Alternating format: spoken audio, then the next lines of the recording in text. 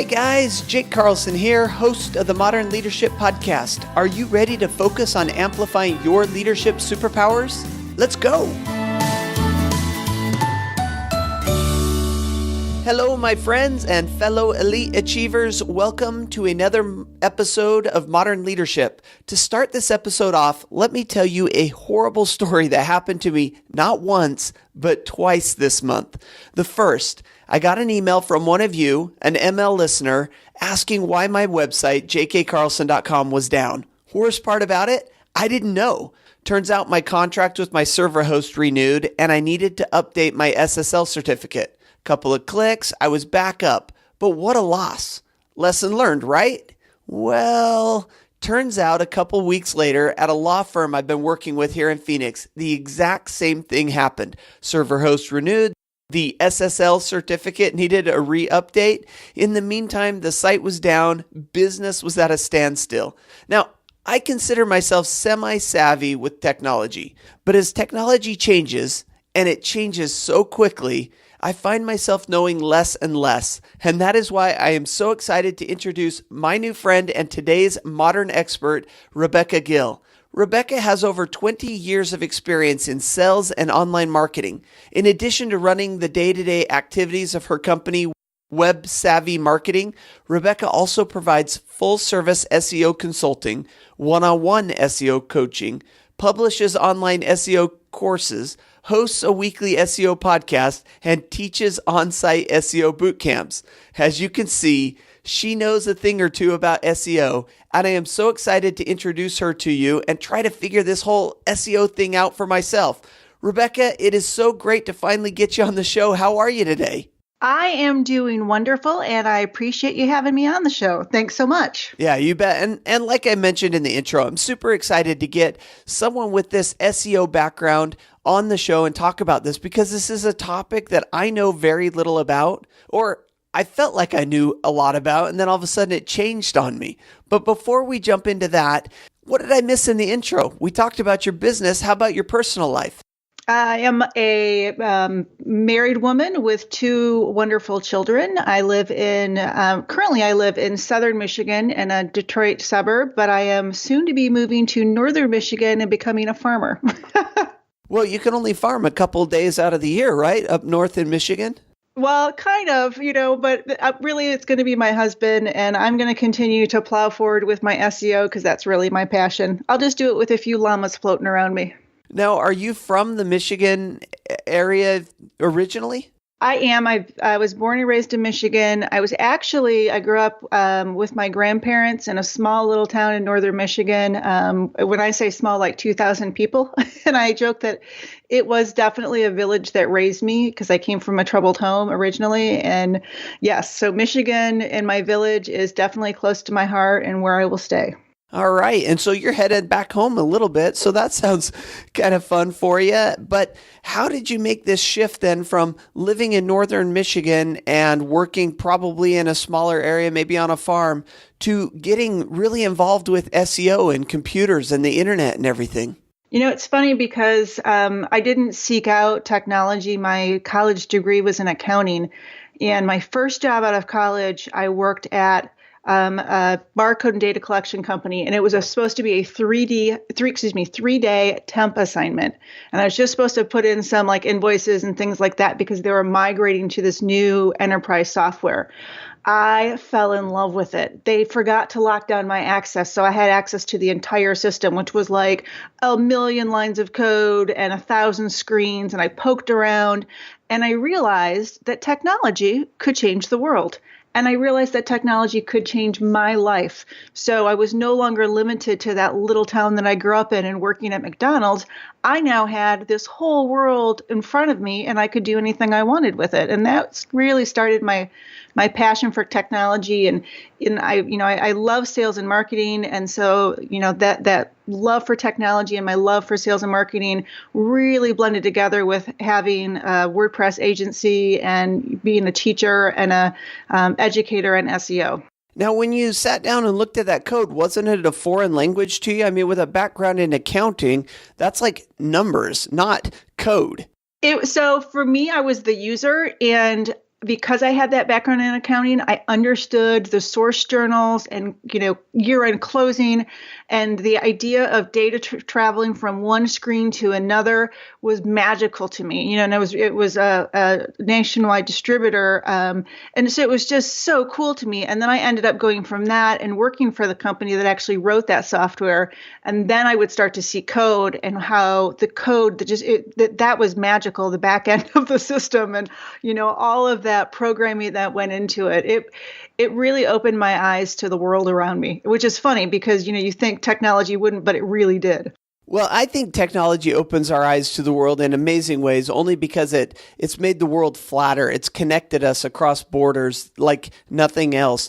But I want to go back a little bit and talk about this. I'm fascinated by how you study accounting, and accounting is very traditional. It's very, inside the box thinking, if you will. And then when you think of things like marketing and sales and even coding and things like this, it's so off the beaten path. It's outside that box. How did you have that transition mentally from, X's and O's to, hey, maybe I can sell or maybe I can market some of these products? Honestly, it was the desire to eat food and have a warm place to live. I mean, I grew up poor. I grew up as the ward of the state. And so the core part of me is always like self-preservation and survival. And when I was working at the software company, we had a really good product. And if we could get in the door with somebody, we would close the business like 90% of the time. The problem was there were no leads. There was no sales funnel. And I had to figure out how to make that happen. So I taught myself marketing. I taught myself SEO. And that was literally just so I could eat. So I had a paycheck, because if I didn't figure it out, I don't know how the company was going to continue forward, because we just didn't have any sales to funnel in and to keep the employees alive and well too. So and that was really the transition. And then once I started to see how you could change things with SEO and how I magically was now open up to the world around me, and by world, I mean the entire world, that was magical to me too. And I just fell in love with it. I fell in love with the ability to figure things out and make change and control what was on page one of Google, and then see those leads coming in and those converting into sales. It was like that first day of technology and getting into that software. It captivated me, and I've stayed captivated ever since.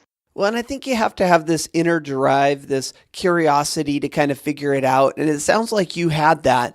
Now, as you started to make this transition to marketing, did you go directly to online marketing, or were you trying traditional ways of getting in the door, knocking on doors, cold calling, that kind of stuff? I was responsible for our telemarketing department, and it would literally take 500 phone calls to get one cold lead. Not even a warm lead, just a cold lead.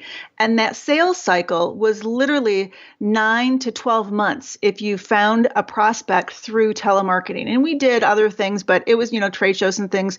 But that was, a main source of the leads at the time. But what we figured out is when you learn SEO and online marketing, people come to you. It's inbound, and they've already qualified themselves. So your sales cycle drops to 3 to 6 months, and it's a much better client, and your efforts from a sales perspective are way less. And that was the shift, right? We could see that the traditional means of marketing was just so limited and so costly from a sales and a timing perspective. And then SEO just crunched that down so fast and finite. It was amazing. And I'm reading between the lines here, and I want the listeners to recognize what you're saying here.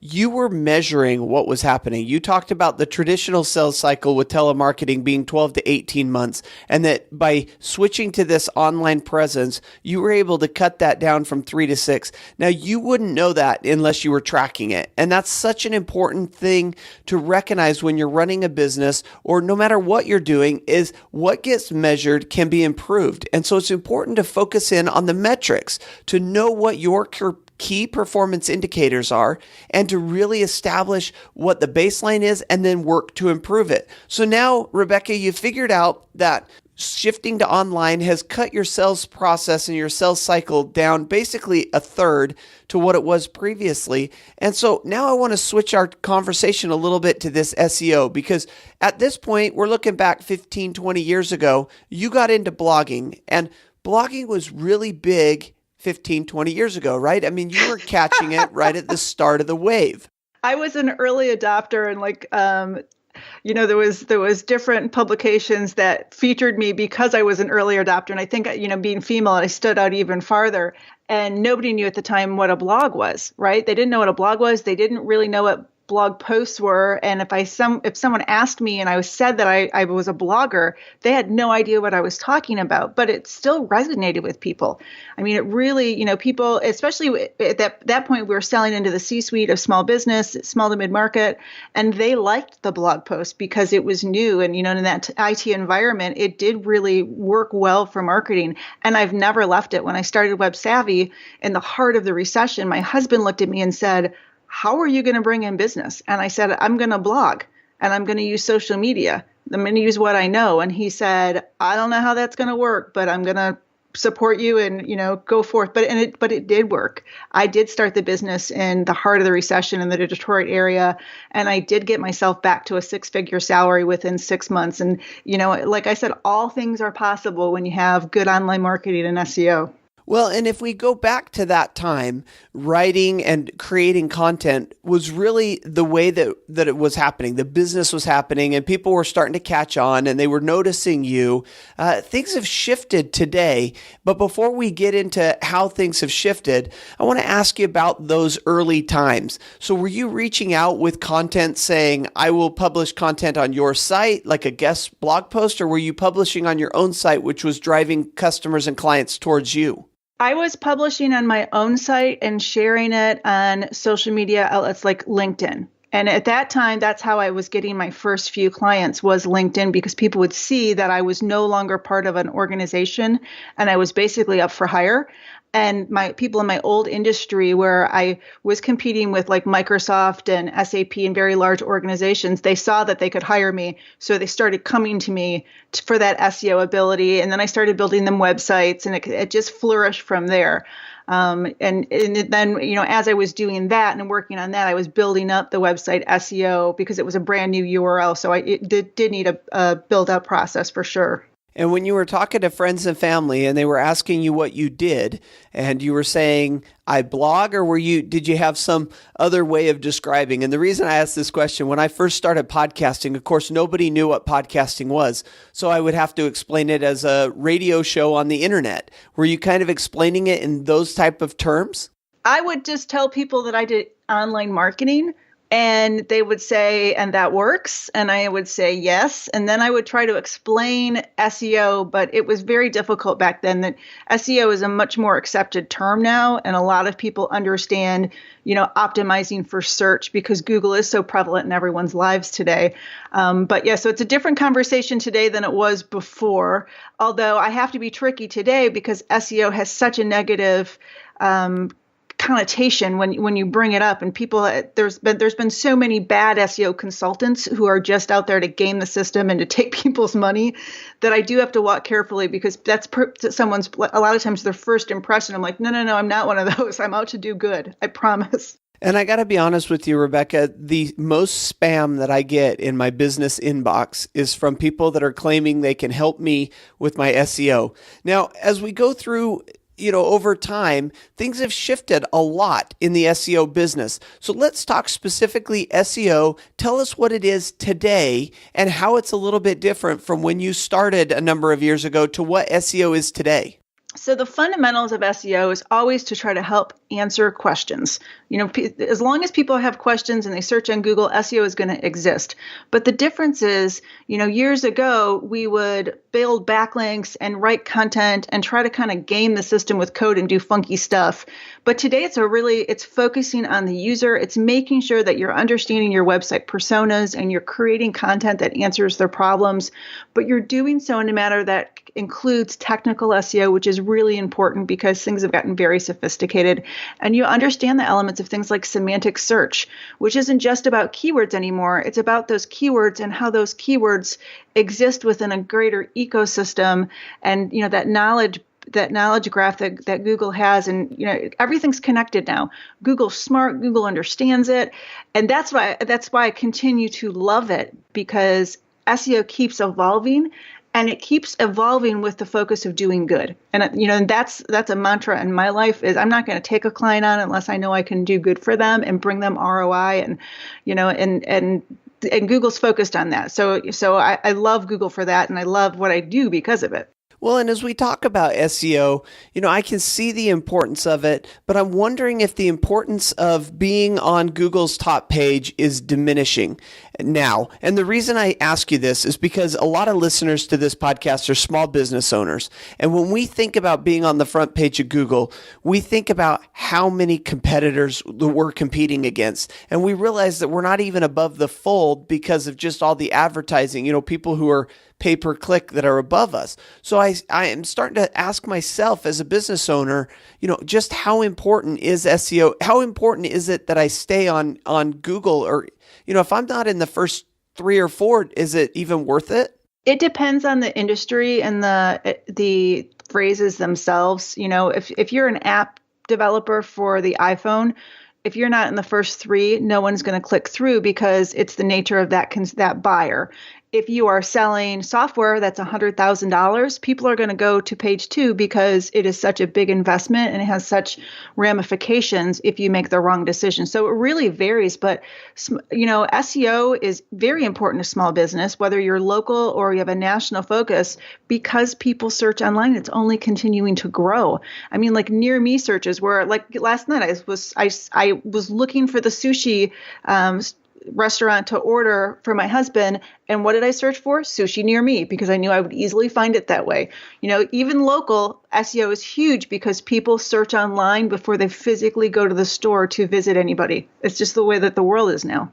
Well, but so I'm asking further than that, though. I'm looking on there for sushi, and now there's 30,000 hits, that come up near me. How do I distinguish myself? How do I rise to the top of that? I mean, it just sounds like there's so much competition out there.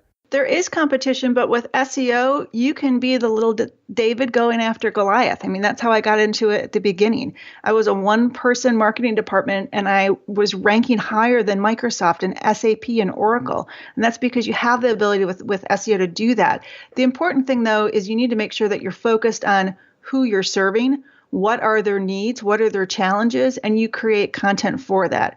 We no longer search for just one phrase or, one keyword phrases or even 2. We search for much longer tail phrases because we're searching for things that are very personal to us and whatever we need to have happen. And Google's gotten very smart so that it can handle all of those longer phrases. And when you start to look at your consumer or your buyer and what their needs are and focus on that, that's how you excel, and that's how you can easily rank because you're trying to solve a problem, and Google will reward you because that's what Google needs. It needs a positive user experience. It needs you to help them solve the issues for whoever comes and puts a little phrase in that search box. And that is such an important starting step, Rebecca. I couldn't agree with you more. If we're small business owners and we're really looking to make an impact, the very first step that we need to do is identify who our ideal target client or customer is and speak to them, speak their language. No longer can we be generalists focusing on everybody and anybody. We really need to niche down or really think deeply about who we want to serve and then really write or speak to them. Now, Rebecca, with so many people writing and blogging today, is it better that we just borrow other people's content, or do we still need to create our own? Because that's where a lot of time is taken up, is in creating content or writing these articles or creating podcasts or just content creation. Is it still important that I'm creating new stuff? It's critical. And you're better off in today's environment to create less content, but higher quality content, because we're getting sophisticated and people are writing longer blog posts and, having all these different types of mediums for pushing out that content, whether it be audio or video or the written text. Again, the better quality you produce, the better off you're going to be. And if that means that you only write one blog post a month, but it's a really good one, then that's what you need to do, because that's really going to help build your brand with the target market that you have and build your reputation with the search engines. So if we're brand new to this SEO topic, where do you recommend that we start? Google has a great getting started guide for SEO. I have a good ebook that just kind of goes over the the general topics of SEO to get you started so you to understand it. And it's funny because when I started with SEO, there weren't a lot of places on the web or even in person that we could go learn about SEO. It was changing so rapidly. You couldn't buy a book because by the time the book went to publish, it was already the search engine shifted. Well, now we've got courses and online courses and podcasts and videos on YouTube, and I use all of those to try to educate people with SEO. So there are a lot of great places, both free and paid, that you can go to learn about SEO and to really learn about it in a manner that you're going to understand, and you're going to be able to translate that into your website, your blog, and your target market. Because that's the goal, is not flood you with algorithm changes and all of this type of data. It's really helping you understand what the search engines need and how you can participate in that to make sure that you're serving your target demographic. And this goes back to the topic that we were just talking about, and that is understanding your customer, understanding your client. Because as you started talking about YouTube and podcasting and blogging and social media, I started to get a little bit, crawl up in a fetal position and get a little bit nervous and scared. I mean, it's just too much. I'm trying to run a business here and it's just overwhelming. But I think we go back to what we were just talking about, and that is understanding your client, understanding your customer, and going where they go and doing the things that, if you're in a certain industry, YouTube is your bread and butter. If you're in a different industry, you got to write or you got a podcast. And if you don't figure out what your customer's doing, then you spend a lot of time just spinning your wheels and not getting anything done. So Rebecca, the next question I wanted to ask you about is, I'm seeing, and it's clear to me in just the time that we spent together, that, blogging's not dead to you, and podcasting and really creating an online presence is not dead to you. However, when I look at my Facebook feed, all I see is ad after ad of people saying, you don't need a website, you don't need a blog, you don't need a podcast. All you need is a funnel. All you need is one page, and then pay for ads to bring people into this page. And what do you think about this trend towards funneling? I think the whole ad concept in those funnels is insane to me. The fact that you're going to constantly be paying somebody to bring you traffic when you can do it on your own. I've always viewed like pay-per-click and online advertising as cocaine for marketers, because you spend a bunch of money and it's gone. It's a quick high that disappears quickly. I'm not going to buy ads. I'm going to build my reputation online. I'm going to create value, whether it be webinars or podcasts or blog posts. I'm doing that because that lives on, and that, I optimized stuff 10 years ago that's still sitting on page 1 of Google and it's still bringing in traffic. You can't get that with those one-page funnels and those ads on Facebook. And you can't even control Facebook because you just mentioned the algorithm change, right? That's not controlling your destiny. You don't have a page on Facebook. Facebook has a page with your name, right? They control it. And I do not believe in allowing someone else to control my destiny, which is why I love, the idea of my own website and my own content and my own skill set to build up my SEO and my online presence. And I want to ask you a little bit about lighter fluid. Now, I'm a camper. I love to get out in the outdoors and camp. And one of the things I love to do is light a fire and sit around the fire until late in the evening, talking with friends and just letting that fire burn. And I think what you're talking about is like that long, slow burn fire. But let me ask you about using a little lighter fluid to get it going, because you said you don't buy ads and you don't kind of jumpstart the marketing that way because it's like cocaine for online marketers. But let me ask you about just getting it started, because we're all limited in time. Is it worth throwing a little bit of money towards some ads to kind of get that fire lit? We know we can keep it going once we get it going, but I mean, to get it really lit. Oh, absolutely. I think pay-per-click and ads does have its place, but it can't be your entire plan, right? It is a small piece of an overall healthy marketing plan. It can be used to augment, your search and phrases you can't rank on because of whatever reason it's competitive or, maybe outside your geography. It can be used for that, but it certainly shouldn't be the entire plan. For like small businesses who are just getting online, use pay-per-click while you build up your SEO and build your reputation. That way, you've got something coming in while you're working on that longer term and that sustainable funnel. And so as we look at our small businesses that are listening today and we start to move them forward, of course, they're going to start by understanding their client, by understanding their customer base. But now that they've got that understanding, what's 2 or 3 suggestions that you have to kind of help get us going? How do we know keywords? Where do we go to understand what keyword we should be using for our industry? So I have literally an 8-hour online course that takes you start to finish with SEO. I start with having people define their target market and defining what the needs and the problems and what those kind of people are looking for, right? What are they? What are they challenges do they have? What are their pain points? And when you start to look at that at that individual level and that intimate level, you start to see keywords. Keywords are all over, right? It's a matter, though, of zeroing in on what phrases are really going to translate with your visitor and then bring you that return.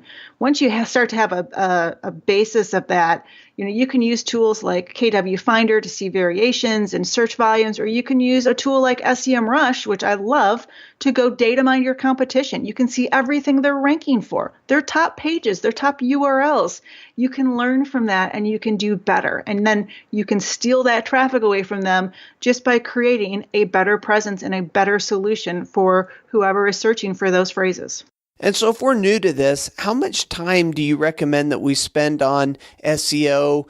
How do we get this going? I mean, are we talking about a full-time job? Do we bring in an outsider, or is this something I can do on my own? I do consulting, SEO consulting for people, for clients under retainers and projects. But first and foremost, I encourage people to learn it on their own, whether it's a small business owner or it's somebody within the company, because I want you to control your own destiny. Everybody can learn SEO. Everybody can execute SEO well. It's just a matter of whether you want to. Not everybody likes SEO, right? So if you have the capabilities from a time standpoint, I encourage everybody to learn it themselves. That's why I produce courses and ebooks and YouTube videos, because I know it's powerful and it's sustainable and it will produce long-term growth for you year after year. If you don't have the time, or you absolutely hate it, because some people will, then find a consultant that you can trust that can come in and partner with you and really help focus in on what matters. And that conversation can't be just about backlinks. It has to be about who is your target, demographic. How do you help them? What are their challenges? And who are your competition? And if they don't start asking you those questions and they are sending you those random spam emails that promise you the world for $500, you need to run away, because all they're going to do is take your money. Well, how do we know if somebody's good at SEO? I mean, what are some of the things we should look for, or, keywords that they should say in their conversation with us that would tip us off and say, oh, this person knows what they're doing? Because I hear the word backlink, and of course, historically, that was the way to do it. I mean, that's how SEO was really, the foundation of SEO was backlinking. But you're saying we got to be careful with that. What are some of the keywords we should listen for or look for in finding a good SEO consultant? So a quality SEO consultant's never going to come to you because they're already busy, right? And so when you're looking for SEO consultants, they should be ranking in Google for a variety of terms. But when you're looking at their copy in like their website, or you're talking to them, they should be talking to you about traditional marketing, right? They need to make sure that that traditional marketing that we're all we've known for years is weaved into this process. And if they just jump to the backlinks or, things like that and say that, oh, we'll outsource all your writing for you, I've got people that can do that, but they're not, again, focusing back on your target demographic and, what they need, that's the red flag. But if they start the conversation and they start asking you a lot of questions, then you probably have somebody who is worth investigating, because they might be a really good fit for you, your company, and eventually your target market and serving them. And I love that answer. Quality SEO never comes to you. You've got to go seek it out, because they are way too busy, because they're good. When somebody's good at what they do, and I think this translates not just through the SEO, but also through all of our businesses. If you make yourself the top, the EST, as we've talked about many times on this podcast, if you're the best or the fastest or whatever the EST is for you, people will seek you out. They will come to you because you do good work. And so I love that. I think that's probably the most important thing that we've talked about today, Rebecca, and that is quality doesn't seek you out. You need to go find quality. You need to be proactive in locating it. And so I really appreciate it. This has been a fascinating conversation on SEO. We're trying to take a topic that is maybe not the favorite for some of our listeners and try to make it entertaining and fun. And I really think that you've done that. You've brought it down to the simple level. Begin with who your client or customer is and move from there. Really try to establish yourself with a foundation that's a presence online that shows quality, and then people will come to you. Now, Rebecca, before we let you go today, there's a last section that I love to do on this podcast. And basically what we do is we try to shift the conversation from the business to the personal by asking you a few personal questions about things you're reading and watching. How does that sound? Sure, go ahead. All right. So as you look over to your bedside table, what book is currently on your Kindle or bedside table? Raising Llamas. So this, I imagine, is a farming book to do with you moving northern Michigan. It is, yes. Trying to educate myself before we get there. Now, do you anticipate playing a pretty heavy role in this llama raising, or is this going to be your husband's deal? That'll be my husband's deal, but with my home office that I have, I will be able to see the llamas all day long. So I definitely want to have some nice fuzzy things out there to look at. Very nice. Okay, then how about the best movie ever made? My favorite movie is The Sound of Music. I used to watch it all the time with my grandmother, and it's about perseverance and a positive attitude, even when adversity is all around you. And so you got a couple of kids. Are they sitting down watching this with you, or is this just a mom thing? No, I forced him to watch it with me, but they didn't quite see the beauty in it that I did. I can completely understand that. I have 3 kids, and they don't understand the beauty of all my favorite movies either. How about your leadership superpower? From like running an agency, I think the one thing I've always done right is trying to focus on the good within people and what makes them happy, so that you place people in positions where they can flourish as opposed to something that they absolutely hate to come in and do every day. And I think that's really the marketing or the marketer within you that really talks to that, because I think that's a tremendous superpower. And what it does is as people feel good about themselves, as they feel accepted and in an environment that they can flourish, well, then they naturally gravitate to you. They feel a loyalty and a connection with you that is so important. And so I love that superpower. How about a motivational quote or mantra or inspirational philosophy that you have? I love a quote from Maya Angelou, and it's, do the best that you can until you know better. And when you know better, do better. And that has been my entire life down to an agency or SEO. And it's always been a foundation of who and what I am. And the more you know, the more is expected of you. Do more, act. And I think that's a real theme of this episode of the podcast and of all episodes of Modern Leadership is when you know what you're called to do, act, go do. So I love that Maya Angelou quote. Finally, the last question that we have for you in this section is the best business book ever written. I would tell you the one that made probably the best impact on me is the 12-week year. And that's because it condensed down my planning from a really long-term time frame to a short-term time frame, which helped me execute a lot faster and a lot better. So let's talk about just a little bit about this 12-week year. So 12 weeks basically cuts it down to quarters. So we're looking at each quarter of the year. And the idea is setting yourself time constraints that allow you to accomplish more within those quarters as opposed to setting a year. Is that right? Correct. And you just by default get a lot more done because you're focused on those short-term goals, which are really long-term goals, but they're just in a shorter time span.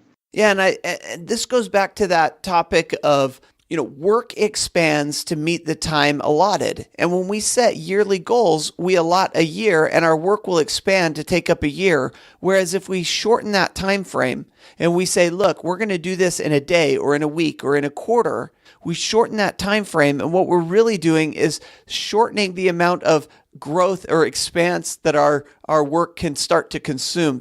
Anyway, I love that. Thank you so much, Rebecca. Now, before we let you go today, you have any last bit of advice, and how can we find out more about you and pick up some of your books or courses?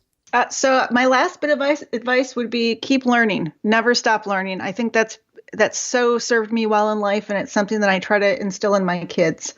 And where you can find me, RebeccaGill.com is a place, my DIY SEOcourses.com, or my podcast, which is SEOBits.fm. And if I remember, Rebecca, you have a direct link for the modern leadership listeners. I do. Absolutely. It's the DIYSEOcourses.com/ML. We love it because we will send our listeners over that direction. We'll put it up on the show notes page because SEO is something that, we kind of avoid a little bit we don't want to think about it, but the reality is it's so vitally important.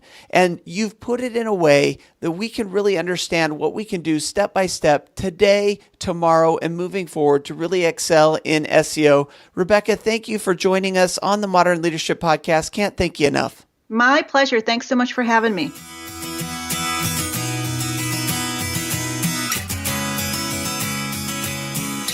Aren't you glad you stuck around for this whole episode? There is so much value in understanding SEO, and I hate it. I don't want to think about it. I don't really know what to do, and that's why I was so excited to bring Rebecca onto the show to talk about us as small business owners and what we can do to really drive growth through SEO. And some of those questions that I was asking, they weren't just questions to keep the conversation going. They were legitimate questions that I had within my mind of, you hear so much about this. I just need a web page and I just need to drive traffic to that web page. I don't need a blog. I don't need a podcast. I don't need content.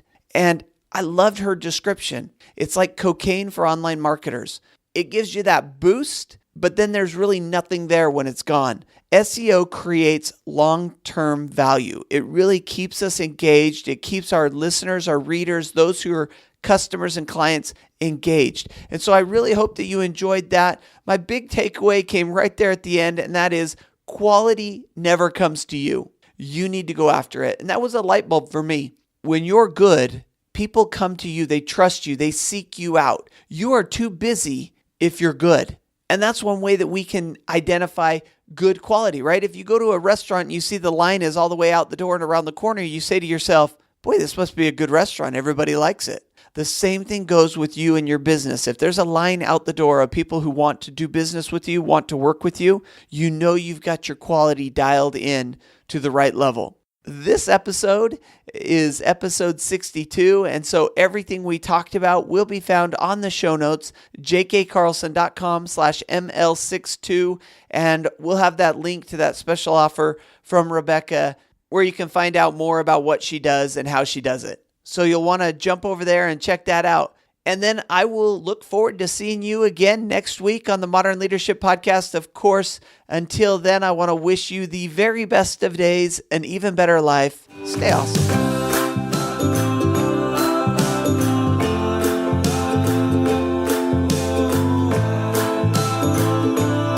Thanks for listening to the Modern Leadership Podcast. You can find me on Facebook at Speaker Jake, on Twitter at Jake A. Carlson, and of course the website, jakeacarlson.com. See you there.